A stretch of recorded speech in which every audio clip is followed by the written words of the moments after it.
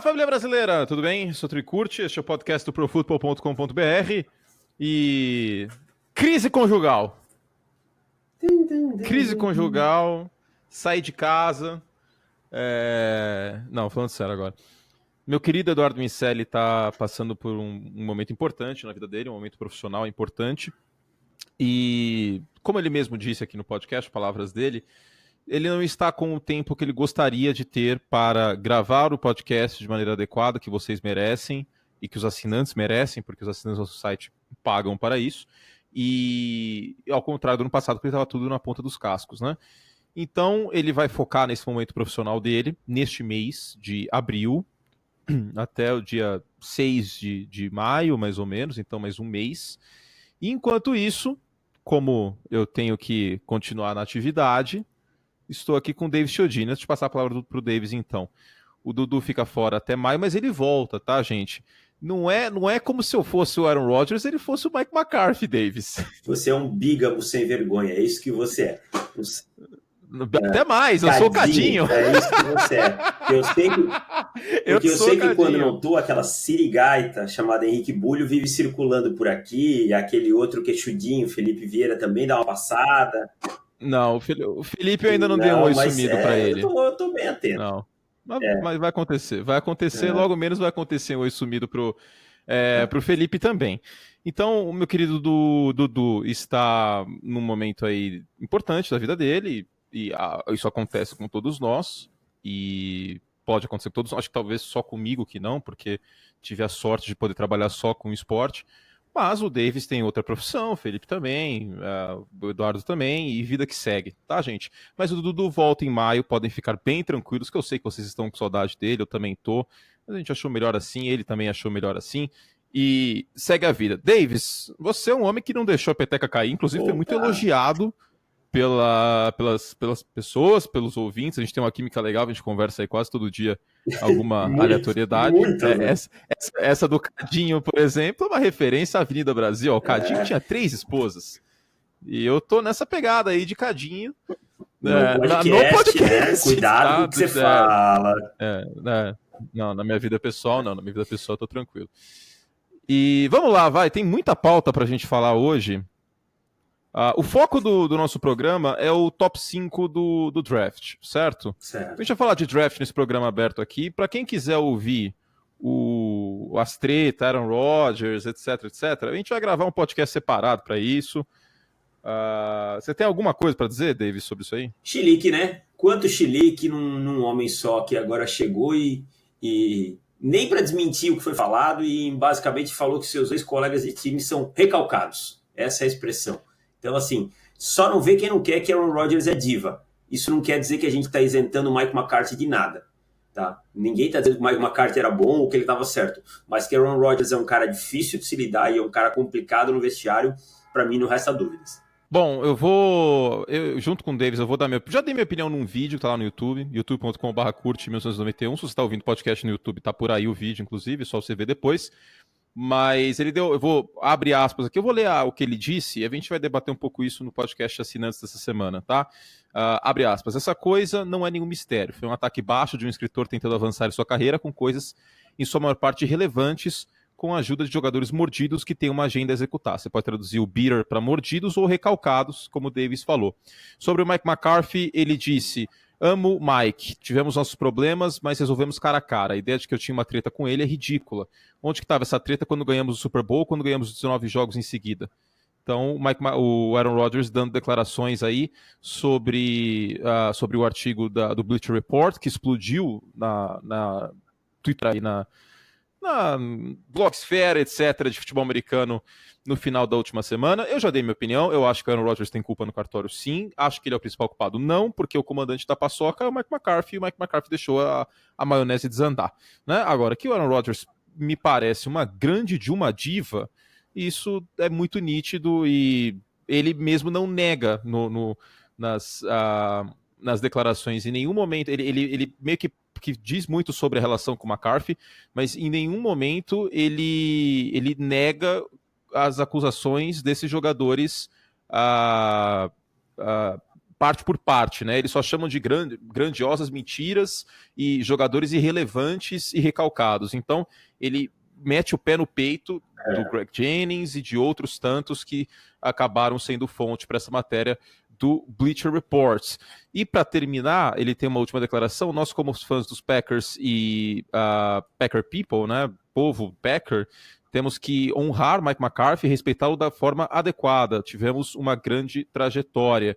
Mike McCarthy que segue vivendo em Green Bay, inclusive, e o Aaron Rodgers encoraja fãs que, caso vejam Mike McCarthy, apertem suas mãos e agradeçam pelas memórias. Então, depois, quase 5 dias depois dessa bomba ter estourado, o Aaron Rodgers dá essas declarações aí, diz que são grandes mentiras, mas passa mais a impressão, a gente vai falar isso no podcast de assinantes, mas passa mais a impressão de que ele está acusando, de fato, os jogadores em si, que foram fonte da matéria, de que eles têm uma agenda para tentar derrubar o Aaron Rodgers de alguma forma. Não teria sentido isso. Aaron Rodgers está me suando o pior tipo de pessoa para lidar, que é aquela passivo-agressiva, sabe?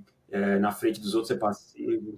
Não, mas isso está dito na matéria, inclusive, então, assim, que ele é passivo-agressivo. Mas também vou ser bem claro, os fãs dos Packers ficam bravos quando a gente fala do Aaron Rodgers e a maioria dos fãs ficam bravos quando fala do seu quarterback. Ninguém questionou a qualidade do Aaron Rodgers em nenhum momento. E também, se não for para ser um pouco diva, vai jogar de tight end, vai jogar de wide receiver, qualquer outra coisa, porque todo quarterback é um pouquinho diva. Tá? É que o Aaron Rodgers deu uma extrapolada, mas a verdade é que todo quarterback é um pouquinho diva. Justo, é verdade. Passou um pouco do ponto. Passou um pouco do ponto, né? Na escala Johnny Manziel não chegou a ser um 10, mas deu uma passada do ponto aí, com certeza, porque senão as coisas, quando um não quer, dois não dançam, tá? Se fosse só o McCarthy o culpado da situação, só ele, as coisas não teriam chegado a esse ponto, e tava nítido que ele tava mudando jogada, que o McCarthy chamava. Isso aí qualquer pessoa que entende um pouquinho de futebol americano percebia, e a gente eu chamei a atenção em vários jogos dos Packers, isso aí no Twitter, e eu fui muito xingado na época. Teve gente que falou, mas o Peyton Manning também muda jogada. É bem diferente. Era bem diferente. Era bem diferente, tá? Bom, dito isso, daqui a pouco no podcast Assinantes a gente endereça mais esse assunto, meu querido Davis Chiodini. Vamos então para a pauta que é o draft da NFL. Obrigado ao ouvinte que falou que isso aqui não é uma corneta, é um órgão. É um órgão. Bom, além do Kyler Murray, primeira escolha geral, que é o grande fio condutor desse draft, a gente tem intrigantes opções da 2 a 5. A música atrás. Que foi? A música atrás? Não, fica tranquilo que ela vai ficar no tom bom enquanto eu tô falando. Tá. Fica tranquilo, tá, confia no pai. Beleza. Fé no pai que o inimigo cai. Pode confiar que o podcast não vai cair também, porque é a música do Pokémon Stadium. Não tem problema, ninguém vai derrubar nosso podcast por causa disso. Com os Cardinals apontando para o Murray, o que os 49ers vão fazer? Bolsa ou Keenan Williams? Com Bolsa fora, os Jets vão no melhor jogador disponível, que seria o Keenan Williams, focam em suas necessidades ou trocam para baixo? O que o John Gruden tem na cabeça para a quarta escolha? O time tem muitos buracos, será que ele vê com uma loucura, tipo um running back, ou, sei lá, o DK Metcalf na 4? Na 5, os Bucks podem ficar de olho em Haskins, ou, não sei, podem confiar no Winston e passá-lo e escolher, por exemplo, o Devin White, um linebacker, depois da saída do Con Alexander, ou ainda trocar para baixo. Então muitas coisas podem acontecer no topo desse draft, e esse podcast tem como função, Davis Chiodini, bombar o draft 2019, porque Henrique Bulho está trabalhando contra a máquina do futebol americano, eu vou dar essa bronca aqui, vira e fala, sou eu ou essa draft season não está tendo empolgante de jeito nenhum? Vá pro inferno você, Bulho, tá? Eu vou te xingar aqui. Eu vou com o quarterback. Agora passa a palavra pra você, Davis. A 1 é o Murray mesmo? A 1 é o Murray.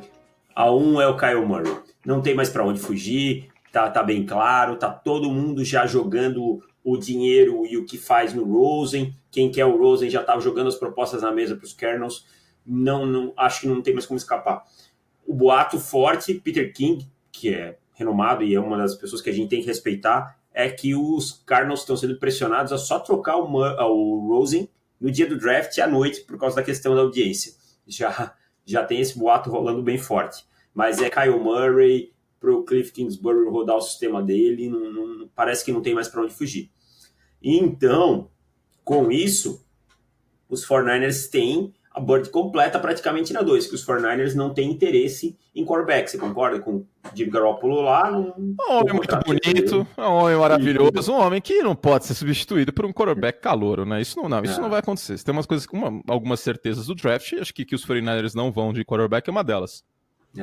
Então, na 2, aí eles têm a opção de Nick Bosa ou Quinnen Williams. Eu acho que qualquer coisa que fuja disso seria, assim, muito, muito inesperado na escolha 2.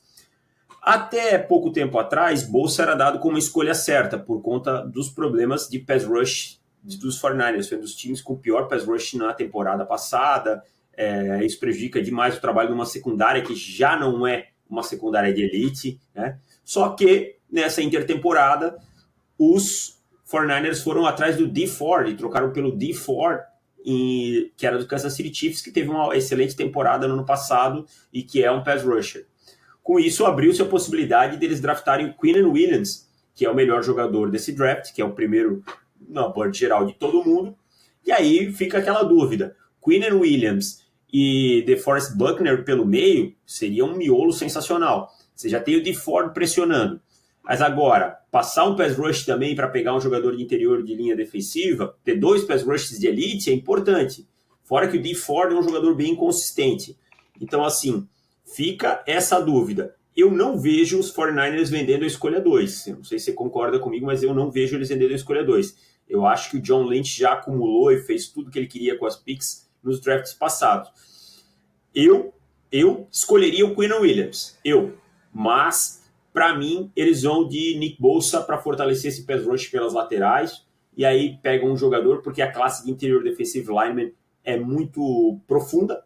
E aí eles podem conseguir um jogador mais para baixo nessa posição que vá conseguir suprir essa necessidade e ajudar o DeForest Buckner.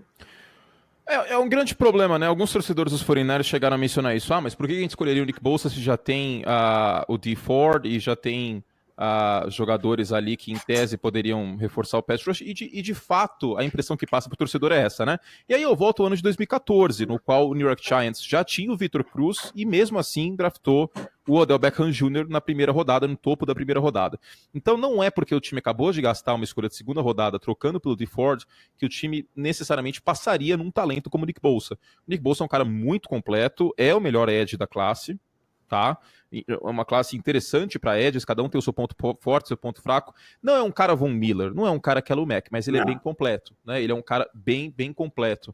É como se fosse o Mario no Mario Tênis. O Mario no Mario Tênis era um personagem completo. Ele não era rápido que nem o Toad, ele não era forte que nem o Bowser, mas ele era completo, tá? Então, é o all around. É aquele cara que faz o rolê, que você dá na mão dele, ele faz o rolê. Não vai ser um gênio no primeiro ano, na primeira metade da primeira temporada. Tem as questões sobre lesão, mas é um cara que eu não passaria se fosse o San Francisco 49ers nessa segunda escolha. O melhor jogador do board, o melhor jogador dentre os disponíveis, para mim é o Quinnen Williams, que eu estava até conversando com o Davis mais cedo hoje no WhatsApp, e ele chegou a mencionar que nunca fez relatório de olheiro de um cara como ele, nem o Saquon Barkley, nem o Andrew Luck. Em quase 10 anos mexendo com isso, ele não se lembra de um prospecto como ele. Talvez sejam os bons comparativos, o Saquon Barkley ano passado e o Andrew Luck em 2012. Né? E é um cara muito completo, mas a gente não pode esquecer que jogador de interior de linha defensiva tem um valor um pouquinho menor em termos de draft do que o edge, né? Ainda mais com uma classe tão profunda na posição, né, Curti? Por exemplo, vamos supor, você passa o Nick Bosa na primeira rodada, você vai pegar lá na segunda, você vai pegar, sei lá, um Oshane Ximenez, entende? O buraco, o gap entre um e outro é muito grande. Agora, você passa o Quinnen Williams e vai pegar lá no início da segunda um Jerry Tillery. Então, esse gap não é tão grande. Tá? O Jerry Tillery vai produzir mais próximo ao Williams que um Ximenez vai produzir ao Nick Bosa, proporcionalmente. Entende? Então, acho que por esse ponto eu entendo a escolha dos 49ers em ser o Nick Bosa. Não é uma escolha ruim. Pelo contrário, passar o Quinnen Williams nesse caso não é ruim. É assim, se você tivesse uma linha defensiva com DeForest Buckner e Kenny Williams, seria bem interessante esse miolo de linha defensiva, não seria o fim do mundo, tá? Não descarto essa possibilidade. Mas é uma situação parecida com escolher quarterback no fantasy, né? Você pode se dar ao luxo de passar o Kenny Williams agora, porque a profundidade de edge, ela é menor do que a profundidade de talento de jogador de interior de linha defensiva, como o Davis acabou de falar. Da mesma forma que quando você está jogando fantasy, a profundidade de talento de quarterback é bem menor, aliás, é bem maior do que a profundidade de talento de running back. Então, por isso, você acaba escolhendo o running back antes. Daí o porquê o Nick Bosa ser uma escolha mais acertada. No meu draft simulado deste momento, é Kyler Murray na 1 e o Nick Bosa na 2. Posso só fazer um adendo, porque o Nick Bosa também é uma coisa importante.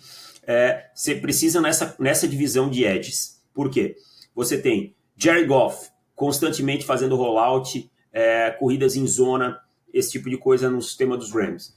Russell Wilson, Sim. A gente sabe que é um quarterback que sai muito do pocket, né? Que a gente sabe que é um quarterback que sai muito do pocket. Então, você precisa manter ele dentro do pocket, que é onde, às vezes, ele se sente desconfortável, tá? E aí você vai ter, possivelmente, Kyle Murray, que a gente sabe que a maior dificuldade dele é dentro do pocket, né? Que é um quarterback baixo, que tem essa característica de sair do pocket. Então, assim, o Quinnen Williams, ele vai arrebentar o pocket pelo meio, possivelmente. Mas ter um jogador como Bosa pela lateral, obrigando esses jogadores a voltar, eu acho que é muito importante nessa divisão. Isso tudo tem que ser analisado. Sem dúvidas.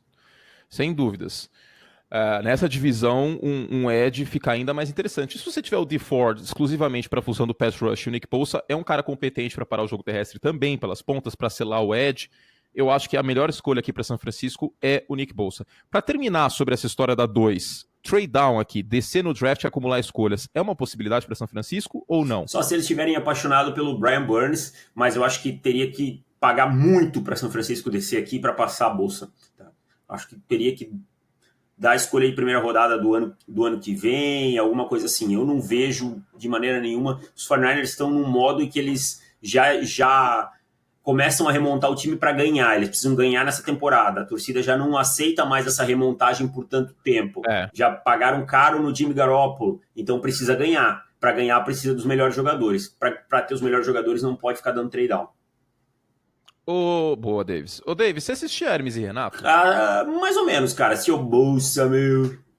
Então, cara, quando a gente fala bolsa, eu gosto de ver nosso querido Luiz Bolsa, meu, aliado de Ed, meu. Brincadeira, meu. Enfim. Radical. Radical. E na 2 é isso, tá? Sobre o San Francisco 49ers. Agora vem para uma parte interessante e até um pouco imprevisível desse draft. Mas antes de falar sobre essa parte imprevisível e interessante, a gente lembra que todos esses nomes que a gente está falando, o Nick Bosa, Keenan Williams, Kyler Murray, o Josh Allen, que a gente deve falar agora, inclusive, na 3. Exato. Josh Allen, edge, tá? Não o quarterback que tá nos Bills, o de Kentucky, jogador defensivo. Todos esses nomes aí estão mais do que avaliados no guia do On The Clock, a gente está lembrando sempre vocês semana a semana, que é o guia de análise de scout, de relatório, com todas as traits, todos os traços que você precisa saber sobre a classe. Esse é o guia que eu confio, esse é o guia que eu fiz parte neste ano como editor, e é o guia do qual eu vou me utilizar para estudar como base para as transmissões do draft na ESPN. Acredito que eu esteja em alguma delas. Então, fica aqui o recado. E quanto antes vocês comprarem, melhor, porque mais tempo para ler, né? São 200 prospectos avaliados. O draft no dia 25 de abril. A gente está gravando hoje na segunda, dia 8. Deve ir ao ar amanhã, dia 9, esse podcast. Então, estamos aí chegando na reta final do processo. Comprem logo para terem tempo de ler com calma aí todos os 200 nomes e vários prospectos até que não devem ser draftados, estão no guia, como Tracy McSorley, por exemplo, o quarterback de Penn State, que eu já mencionei algumas vezes, e vários outros. Todas as posições estão contempladas, até mesmo o jogador de interior de linha ofensiva, que a gente vê menos na primeira rodada, por exemplo. Davis, o endereço para comprar é bit.ly/guia-draft ou ontheclock.com.br, tá bom? Exatamente. Então, não deixem de adquirir, tá sensacional, vocês podem ler no Kindle, no celular, no próprio computador, dá para mandar para o Kindle como PDF no corpo do e-mail e tal. Depois o Felipe vai fazer um post ensinando lá no The Clock. Enfim, não deixem de comprar porque é um material muito legal, um material que há muito tempo é feito nos Estados Unidos e a gente fez aqui em português, e das nossas avaliações não é nada copiado, até porque não daria tempo, né, da gente soltar o material traduzir e soltar, né? A Nossa. gente já soltou faz bastante tempo aí. E assim, No meio de março, inclusive, já estava pronto. se alguém comparar com a maioria dos boards lá de fora e com os mocks e tal, vai ver que tem bastante coisa diferente, então não teria nem sentido como ser copiado, tá bem, bem diferente. Ainda bem, né? Porque, por exemplo, tem alguns Oh! draft simulados da NFL Network aí que os caras estão de brincadeira. Olha, velho. cara, o NFL Network nesse ano, depois que o Mike Mayock Esse saiu, negócio tá foda, desandou a paçoca. Desandou. Pelo amor de Deus, velho. Dwayne Haskins na 32 é sacanagem. Jalen Ferguson na primeira, os caras estão de sacanagem comigo também. O DeAndre Baker na 2 também é palhaçada, não. velho. Desculpa. Virou clickbait, cara. Aquela Cynthia Froilan lá tá muito louca, velho. Não é possível que ela tá fazendo um negócio desse e as pessoas estão falando, tudo bem, pode postar isso aí. Se algum redator nosso chega com o DeAndre Baker na segunda, e eu gosto dele. Mas... Quantas vezes eu não briguei com você e com o Felipe, falando, esse cara é bom, velho. Tipo, ele tipo, não é o primeiro cornerback da classe, é o Byron Murphy, pra mim. Mas ele é bom, e tipo, ele é meio subestimado por causa do tamanho. Agora, os 49ers não vão escolher esse maluco na 2, velho. Tipo... E assim, não tem nenhuma possibilidade pra mim de não ser Nick Bosa ou Quinn Williams se os 49ers escolherem na 2. E isso, eu acho que, se a gente falar com 99,9% das pessoas que estão acompanhando o processo, vão dizer que não tem possibilidade se não for esses dois jogadores. Entende? Então, ontheclock.com.br, não deixem de comprar o guia. Quanto antes vocês comprarem, melhor, porque, como eu disse, mais tempo para ler. Então, queria, inclusive, agradecer centenas de pessoas já compraram e, cara, todo mundo agradecendo o trabalho e elogiando, dizendo que o guia neste ano está melhor do que do ano passado, e a gente pretende justamente evoluir a cada ano, então estou muito feliz com esse feedback, e foi muito trabalho, viu, gente? Muito, muito, muito trabalho desde outubro, novembro aí. Bom, dito isso, então, sobre o nosso querido guia do On The Clock, o guia do draft, vamos dar seguimento. Josh Allen na 3, Keenan Williams, o que os Jets fariam? Então, Curte, os Jets... No meu mock que eu vou soltar essa semana, eu vou colocar o Josh Allen. Mas eu não me espantaria aqui dos Jets fazendo o trade down, não. Tá? Por lógica, os Jets têm 3 necessidades grandes. Cornerback, que eu acho que eles não vão pegar ninguém aqui. Offensive tackle, mas eu não vejo eles apaixonados por um offensive tackle a ponto de pegar na 3. Jawan Taylor. E o Jonah Williams, o problema do tamanho do braço, que é. Eu não vejo problema. Eu não vejo problema. Eu acho que isso aí é masturbação de gente que tá querendo vender jeans, que tá querendo vender modelo. Eu tô querendo jogador. O jogador é bom. Dane-se o tamanho do braço. Ele mesmo falou isso, tá? Eu vim aqui não é pra o concurso de medida, eu tô aqui pra jogar futebol americano e é só olhar o meu vídeo e ver que eu posso jogar futebol americano de alto nível, ele falou. E eu sou. E ele falou com todas as palavras: eu sou o melhor offensive tackle da classe. Quem não me pegar. E eu concordo. Quem não pegar ele fez merda. E com ele disponível e querendo offensive tackle. Mas eu não acho que os Jets vão pegar ele aqui na 3. Acho que seria muito alto por conta desse resquício do processo de draft que acaba sendo um pouco de concurso de miss, queira ou não, né? Então, os Jets tentaram o Anthony Barr. Não conseguiram, porque ele teve meio que uma crise de consciência e resolveu voltar para o Minnesota Vikings. Foi uma coisa meio louca. Tipo, tava tudo acertado e ele, na última hora, falou: dane-se, vou voltar para Minnesota e renovou com os Vikings. E os Jets reforçaram essa defesa com o Tremaine Johnson na Free Agency de 2018, com o CJ Mosley, agora nessa última Free Agency, com o Le'Veon Bell também no ataque. Precisa de um edge, né? Tem o Leonard Williams no miolo da defesa, seria interessante um apressador de passe.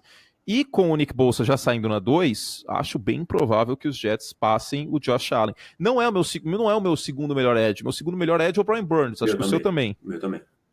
O Josh Allen me preocupa em relação à contenção terrestre. Eu tenho mais resquícios ainda com o Josh Allen. Eu acho que eu sou o cara que menos gosta do Josh Allen entre os analistas. Eu tenho resquícios com ele porque, para mim, ele é um speed rusher. Ele tem um speed rusher, um cara que depende demais da velocidade, do atleticismo. Ele tem a melhor capacidade de dobrar a esquina. Eu não vou falar bem, porque eu sei que você vai brigar comigo. A melhor capacidade de dobrar a esquina dessa classe.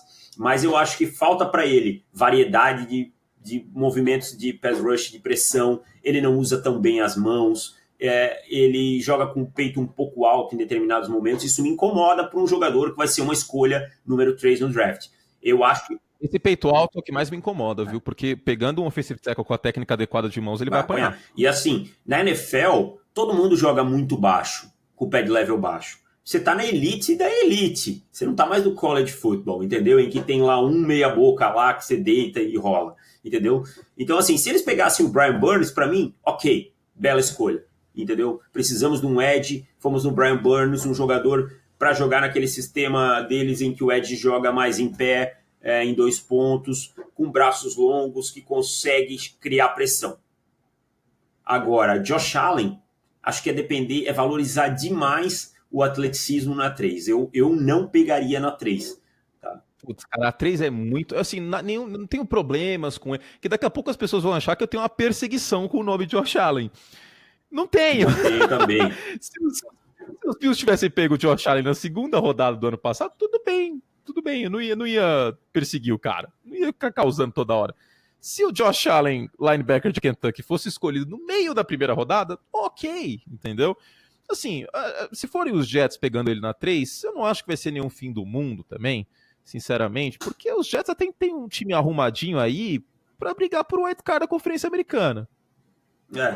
Mas... Considerando que o Josh Allen tenha, sei lá, 8 sacks, dá.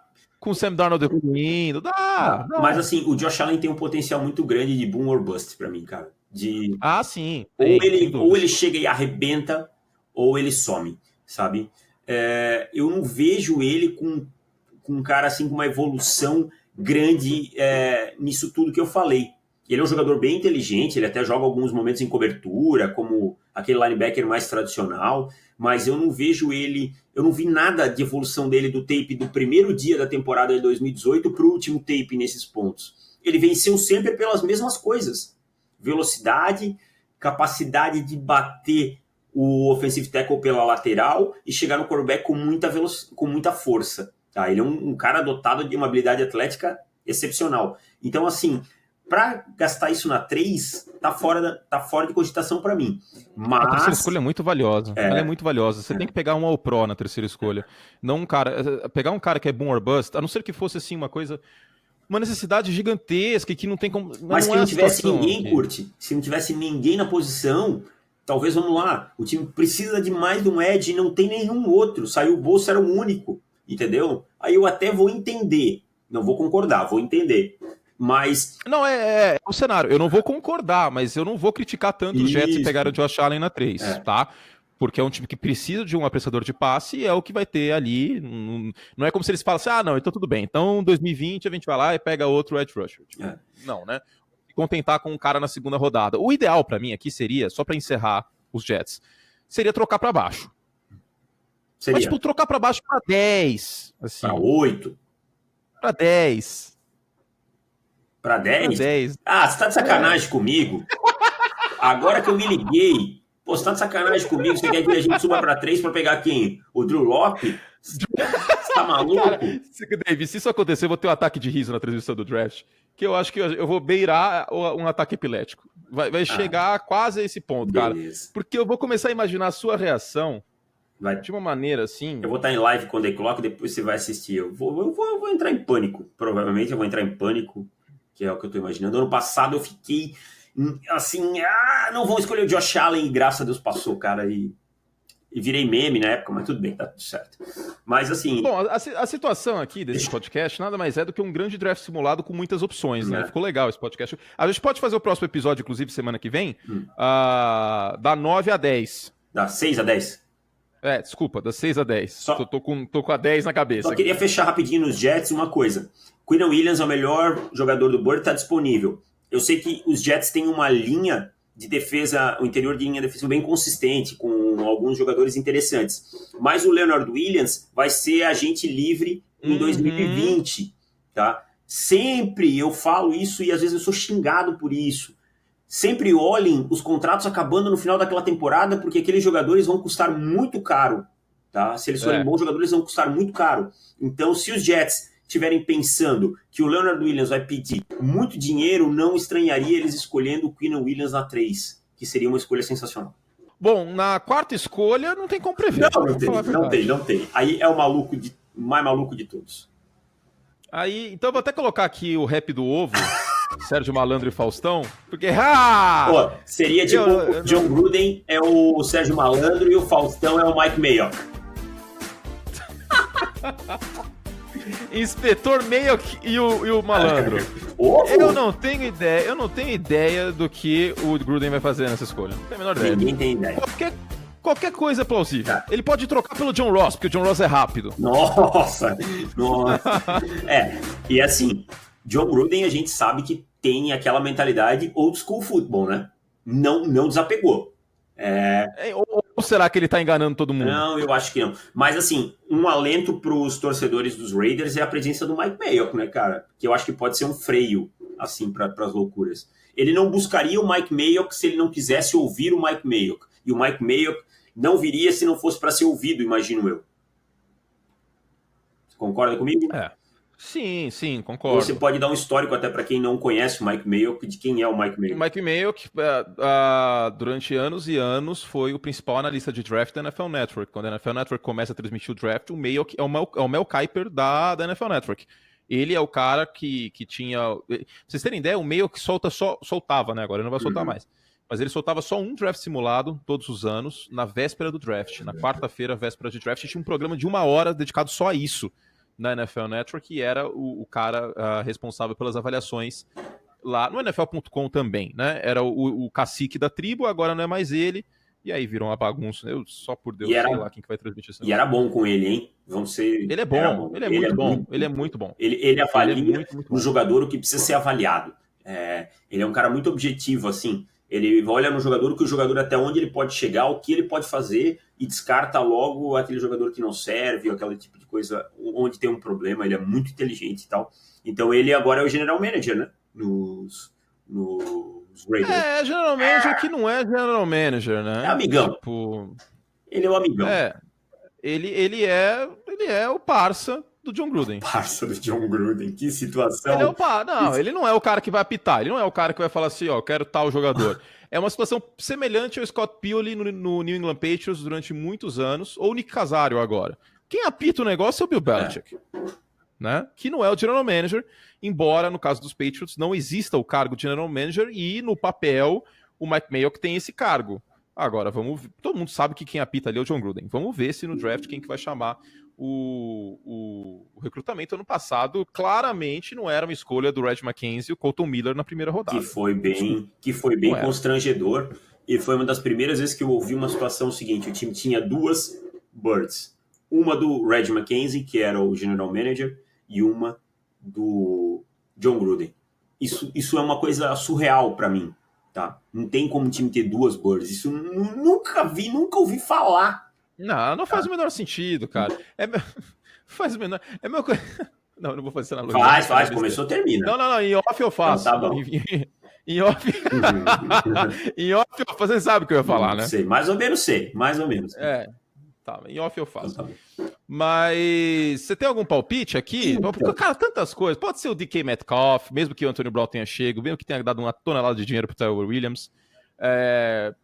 Pode ser o Keenan Williams também, para ajudar o Warden Key e o Mo Hurst ali no miolo da linha.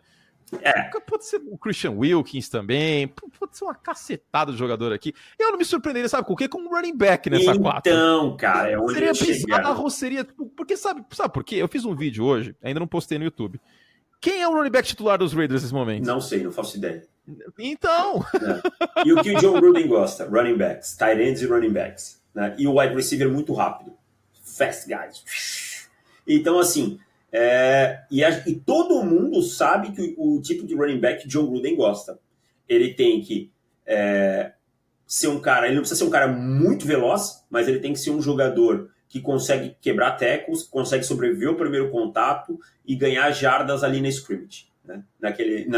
Naquela pilha, diríamos assim. E quem é o jogador que bate com isso? Josh Jacobs, de Alabama.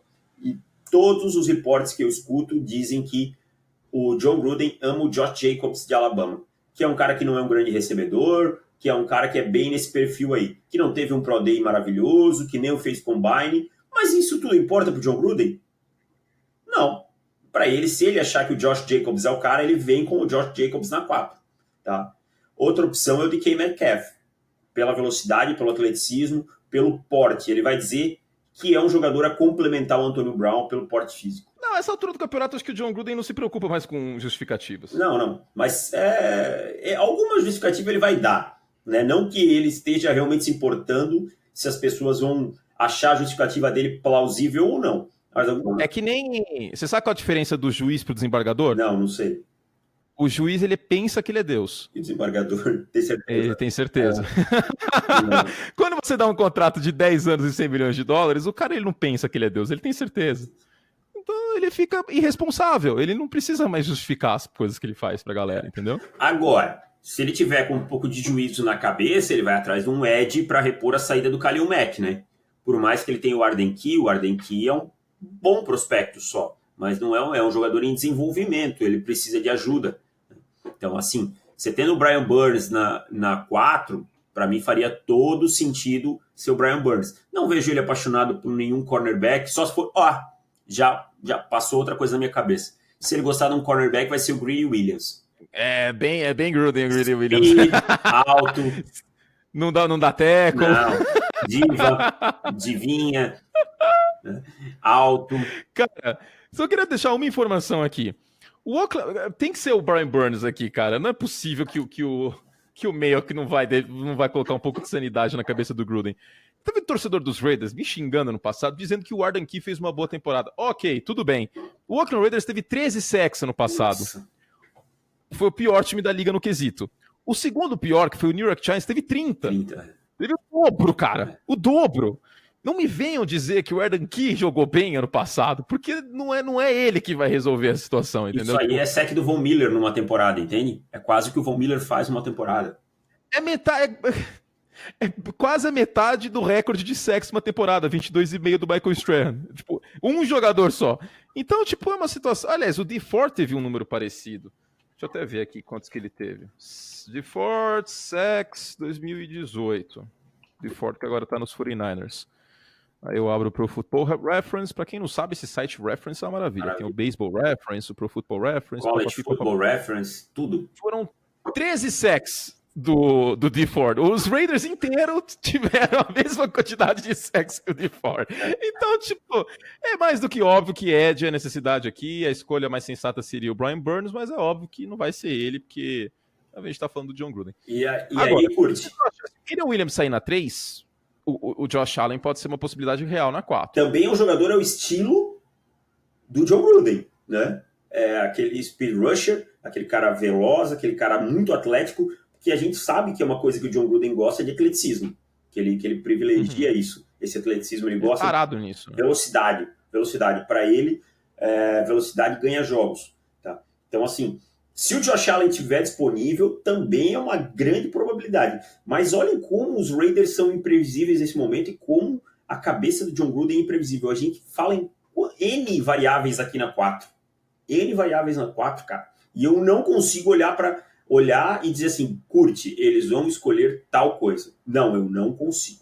Não tem como. Não tem como e é um efeito dominó, né? Tem muita gente que pergunta por que os draft simulados erram tantas escolhas? Porque é o efeito borboleta. Se você erra uma escolha, já era, acaba operando um efeito borboleta. Se você erra dos Raiders, por exemplo, pode vir um efeito borboleta na sequência. Você se surpreenderia com o Dwayne Haskins ou o Drew Lock aqui? Eu me surpreenderia, porque o John Gruden não gosta de quarterback calouro, cara. Ele não tem paciência nenhuma. Mas ele vem elogiando bastante o Kyler Murray. Mas vem elogiando o Kyle Murray também. E tá meio pistola com o Derek Carr. Eu acho que o que pesa mais aqui é a relação Gruden-Carr, né? Eu acho que ele não tem uma grande paixão pelo Derek Carr. Isso ficou meio latente nas críticas dele. Eu até escrevi no passado, acho que você lembra, que era até desonesto da parte dele criticar o Derek Carr. Não, era uma situação, para resumir, o Davis escreveu bastante sobre, mas para resumir, tinha uma semana que o Gruden falava que o Derek Carr, o time perdeu porque o Derek Carr não estava passando em profundidade, e aí na semana seguinte ele simplesmente falava que o time perdeu porque o Derek Carr estava passando muito a bola em profundidade. E aí ele botava 3 tight ends em campo. Assim, é um resumo bem enxugado, tá? Ele não falou explicitamente isso, mas ele deu a entender isso. Ele fazia de tudo para passar a culpa pro Derek Carr. E então eu ficaria de olho nisso aí, viu? O Kyler Murray na 4 não passa. Não passaria. Eu também concordo com você. E o que o Kyler Murray é? Rápido. Então, mais uma coisa que o John Gruden ia gostar. Que é ver velocidade em campo. Mas, assim, eu acho que com o Quinnen Williams no board, ele pode estar pensando no Quinnen Williams aí, até por pressão do Mike Mayock em pegar um jogador de tão alto nível quanto o Quinnen Williams. Bom, passamos então da 4 para 5, que é uma escolha forte candidata a trade down por 2 motivos básicos. Primeiro, que o Tampa Bay Buccaneers tem mais de uma necessidade, principalmente no lado defensivo da bola. Segundo, que não tem nenhum jogador defensivo pica o suficiente para eles estarem travados com a escolha, em vez de trocar para baixo. E terceiro, porque a escolha é imediatamente acima do New York Giants, um time que deve pegar um quarterback. Então é uma forte candidata a trocar para baixo para algum time que esteja apaixonado pelo Dwayne Haskins, para escolher o Dwayne Haskins na frente do New York Giants. Posso apostar? Cincinnati Bengals. É minha aposta também. Cincinnati Bengals, e seria para mim uma escolha muito acertada do Cincinnati ir atrás do Dwayne Haskins, é um quarterback que acho que com o Zach Taylor iria casar bem, ainda pode ficar um tempinho no banco do Andy Dalton, talvez para até se sentir mais confortável. O Dalton ano que vem acho que é um contrato que você se livra quase de graça, então acho que a questão Tampa Bay é que Tampa Bay está mirando no Devin White, linebacker de LSU, tá? Até pela saída do Quan Alexander. Que para mim aí o Devin White é um upgrade. Não é o melhor linebacker da classe para mim, não vou entrar nesse mérito, quem quiser entender, compre o guia lá para saber um pouquinho mais sobre isso, mas é um jogador extremamente atlético e que tem um teto Bom merchan, parabéns. Bom, né? Ficou bom, você se surpreende. Excelente. E então, assim, é um cara que tem um teto alto, é aquele jogador fácil de se apaixonar. Eu sempre falo que o Devin White é um jogador fácil de se apaixonar. Mas fala aí qual que é o problema do Devin White, que na sua visão, que eu concordo, mas acho que você pega um pouco pesado nesse ponto, mas pode falar qual é. Processamento mental. Acho que o Devin White tem várias falhas de leitura de jogo.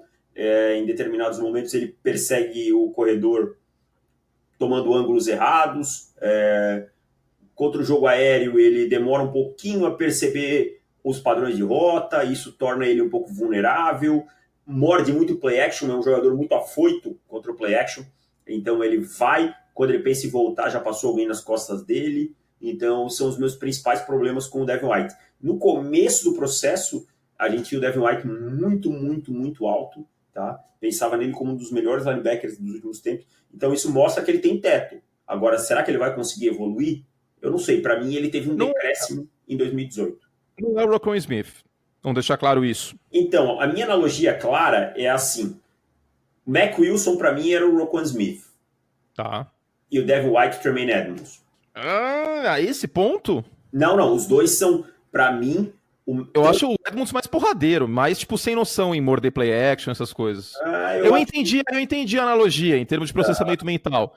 Mas o Tremaine Edmonds é muito mais, tipo, vão abaixar a cabeça e ir pra cima dos caras e foda-se, do que o Devin White. Eu acho o Roquan Smith mais jogador que o Mac Wilson, para que fique claro, e acho o Devin White mais jogador que o Tremaine Edmonds. Mas a analogia de classe seria essa. Tá bom. Ok, justíssimo. Tô um pouco mais alto no Devin White que você, mas o Mac Wilson é meu segundo linebacker. Isso aí. E é quase pau a pau, sendo bem sincero. O Mac Wilson, para mim, seria top 20. Com certeza. É top 15. Tá? Bom, vamos marcar, vamos carimbar aqui. A gente tá com quantos minutos de podcast? 43. A gente tá com 43. Vamos carimbar, então, o Devin White na 5 ou o trade down. Além de Cincinnati, tem algum outro candidato para tentar pegar o Dwayne Haskins na frente dos Giants? Se o John Elway tiver um mínimo de sanidade, Denver. Não, esquece. Não acho tão improvável não, Curti. Não acho tão improvável não. Mas, assim, eu acho pouco provável é que Denver vai de quarterback. Mas isso a gente vai falar no próximo programa. Acho pouco provável que Denver vai de quarterbacks. Por incrível que pareça, John Elway acha que o Joe Flacco pode ser o futuro da franquia, o que é terrível. Vamos pensar Miami, talvez? Não, Miami não faria sentido, porque Miami quer tancar, né? Miami tá no tanque, tá que nem o James Bond em GoldenEye, 007 contra GoldenEye, que ele pede um tanque pra perseguir a Natália. Aliás, pra seguir o General Oromov e recuperar a Natália. Que maravilhoso esse filme. Quem tá nas 7 os Jaguars hoje não faz mais sentido. Né? Os Jaguars faria sentido do Dwayne Haskins, mas aí já pegou o Nick Foles, já deu um contrato de 50 milhões pro Foles, não vai draftar quarterback. Vejo assim também ninguém indo mais alto. Os Redskins estão fortes no Josh Rosen, né? Mas pra subir não acho que, porque os Redskins estão numa situação meio tipo cheque especial, que já tem dinheiro, já tem uma grana violenta garantida pro Alex Smith, e aí teria que gastar a escolha para subir, pegar um quarterback, sendo que o Alex Smith pode voltar, não vejo isso acontecendo. Exatamente, não vejo acontecendo. Uma troca que eu vi provável, agora peço desculpas, mas eu não lembro de qual analista americano que falou isso. Case Keenum para o Arizona Cardinals em troca do... Aliás, Case Keenum e uma escolha de draft de segunda rodada em troca do Josh Rosen. E faria muito sentido porque... Isso, foi o Jeremiah. Nesse o pessoal do NFL Network acertou. Porque o Case Keenum jogou na Universidade de Houston um sistema parecido com o sistema que o nosso querido Kyler Murray executou em Oklahoma. Então, ele poderia ajudar muito nessa adaptação do college para a NFL. Seria um backup para lá de interessante para os Cardinals para ajudar a adaptação do Kyler Murray, considerando, claro, que não é uma grande cortina de fumaça, que os Cardinals vão escolher o Kyler Murray e despachar o Josh Rosen para Washington. Então... Eu acho que no momento seria o melhor para todo mundo, inclusive para o Josh Rosen nesse momento. Não, menos porque o Case Keenum, né? Porque o Case Keenum seria titular agora, e aí não seria mais. Né? O Case Keenum não vai ser titular em lugar nenhum também, né? Também não pode esperar que vai ser titular também. Ele seria um grande tapa-buraco aí, enquanto o Alex Smith não voltasse, ou os Redskins não pegassem um calouro. Bom, sobre o draft da NFL é isso, então, falamos os cenários possíveis da escolha 1 à escolha 5, a gente tem muito conteúdo saindo dessa semana para o draft da NFL, boa parte dele exclusivo de nossos assinantes, bem como 2 podcasts assinantes que a gente vai soltar nesta semana, do final da semana passada que a gente ficou devendo para vocês, que eu vou editar junto com esse podcast aberto e soltar na terça-feira, e um outro podcast que eu vou falar ainda com o Davis qual dia a gente vai gravar, mas nessa semana, e a gente vai falar sobre... Mas quinta-feira, né? Quinta-feira. Você pode? Quinta-noite? Então, sim. Então, quinta-feira, e aí a gente solta na sexta-feira, soltaremos então, meu querido... David Chiodini, o podcast de assinantes desse site maravilhoso, este site lindo, que segue então agora e cai de cabeça na cobertura do draft. E tem o top 50 também, o nosso Big Board de 50 jogadores, de 1 a 10 por Anthony Curti. Estou falando na terceira pessoa porque eu sou xarope. Porque quem fala na terceira pessoa não bate muito bem. Eu tenho essa teoria aí. Pelé. Porque eu tava vendo o táxi do Gugu hoje, aí o Gugu... o Gugu tá falando assim, e aí, gente, o Gugu vai entrar no táxi. Por que ele tá falando na terceira pessoa, velho?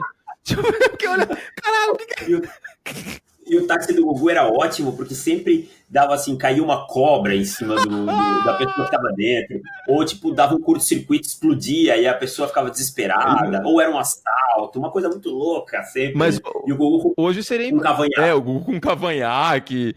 Enfim, hoje seria Uber do Gugu, né? Aí seria inviabilizado, a menos que houvesse uma parceria com a Uber, né? Eu não acho que a Uber ia ficar muito feliz de fazer o Uber do Gugu e assustar as pessoas aí até não poder mais. Olha, gente... Cara, a televisão brasileira dos anos 90 sempre me surpreende. A televisão brasileira dos anos 90 ela é maravilhosa, cara. Todo dia, ou eu ou o Anthony Curti encaminhamos um ao outro algum link maravilhoso da televisão dos anos 90. Aliás, David Chiodini, que está fazendo um tour pelos podcasts brasileiros, já esteve em vários, e além de ser o nosso querido substituto de Eduardo Bicelli nesse momento sabático de Dudu, o Davis está num tour aí digno de Xande do Harmonia do Samba nos programas do SBT nos anos 90, né? Final dos anos 90 ali. Tá cantando Vem Neném em todo podcast. Eu tô assim, inclusive hoje fui alvo de uma montagem em que virei Xande. Está no Twitter, é só acessar o meu Twitter lá, David Chiodini lá. Estou eu de calça de capoeira, descalço, rebolando no palco do Gugu. Acho que era do Sabadão Sertanejo aquilo lá. Hein? Não, Domingo Legal. Domingo legal, porque Carla Pérez inclusive está com a cara de Felipe Vieira. E não tem nenhuma dançarina com chuveiro e tal, tá num horário mais tranquilo, né? A luz estava muito alta também. A luz estava muito alta, o Sabadão era uma luz mais baixa, um horário mais sábado à noite, né? Em Ganzarolha de Tigresa, aquela coisa toda. É um patrimônio histórico a televisão brasileira. Como eu queria um DeLorean para voltar no tempo e poder rever a programa. Aliás, eu posso fazer isso, né? Porque o YouTube nos permite, né? Por meio do Chromecast, eu sempre que posso, eu coloco alguma coisa dessa época aí e eu volto no tempo. Claro que com uma televisão de 55 polegadas, que ninguém tinha naquela época, né? Que é uma situação um pouco diferente. Com a qualidade de imagem que fica meio distorcida assim na TV em tubo. Mas é bom voltar no tempo. É muito bom. Hoje eu vou assistir o táxi do Gugu, hoje à noite. Tá aí, uma coisa. Algum táxi do Gugu até o ponto que eu ficar constrangido e falar, por que eu tô fazendo isso na minha vida? a TV dos anos 90, ela era especialista em constrangimento alheio. Exatamente. Se você assistir aqueles programas 90 e 2000 que a gente fala, tá? Começo dos anos 2000, assiste qualquer programa de calouro, cara, do início dos anos 2000, 90, cara, você passa muita vergonha e você fica pensando assim, pelo amor de Deus, alguém vai aí, tira essa pessoa daí, cara. Fala pra ela que ela tá passando vergonha. E não, cara, os caras incentivavam e deixavam o cara passar vergonha, assim. Isso com certeza hoje alguém tá no YouTube e mostra pro cara o resto da vida. Nossa, quer um bom exemplo do que eu posso assistir hoje para terminar o podcast aqui? Como estamos com 50 minutos. Assistirei a algum episódio do programa H com Luciano Huck. Ô, louco, loucura que tinha. Cara, esse programa era bom. Era bom. Teve Tiazinha e Feiticeira. Depois, mas depois o Otaviano Costa sumiu e ainda teve a Índia Aigo. Tá? Tinha as internéticas também, uma coisa assim? Era as Agazetes, alguma coisa assim. Depois viraram as Positivetes, alguma coisa assim. E aí ainda tinha Ellen Rocha, às vezes, fazendo strip, ficando de biquíni. É sacanagem.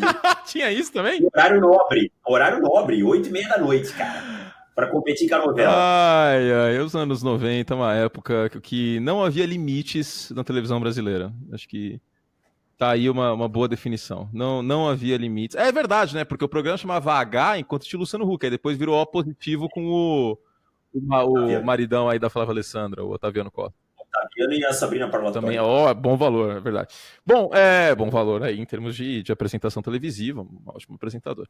Bom,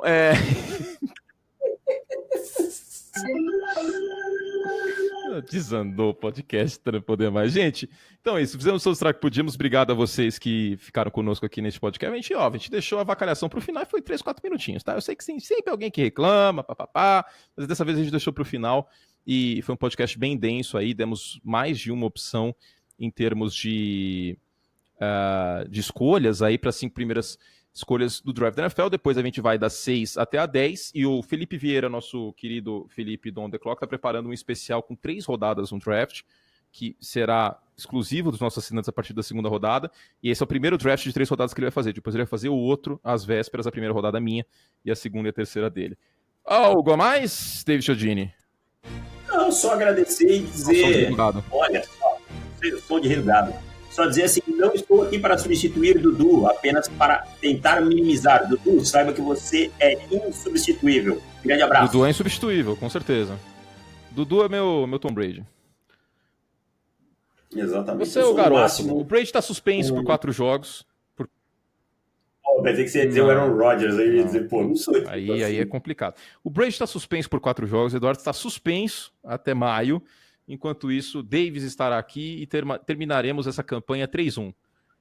Aí eventualmente a gente chama o Jacoby Brissett, que é o burro, que fica falando que a draft season não está empolgante. Não está empolgante a minha mão na cara dele, que vai acontecer junto com a sua, que eu estou revoltado que ele fez isso. Espero que ele se redima.